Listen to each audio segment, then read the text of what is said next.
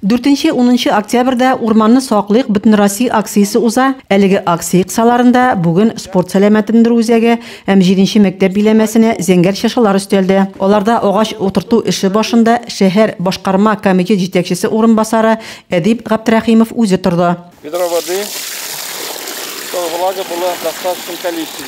Акцияга шәһәр бистә халкы да теләп кушылды. Гөлбану дигән ханыбыз Мирнида бистәсендә үзенең иптәше белән 600-дән артык агачлар һәм куаклар утырттылар. Бик күп анда халык чыкты, сөенделәр. Бу акция только начало.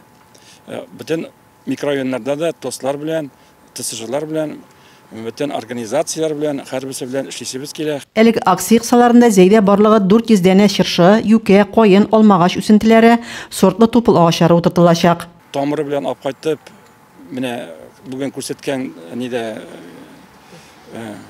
булай икән, Алла бирсә, безнең бөтен утырткан агачларыбыздан 100% приживаемость була, то есть зря түгел.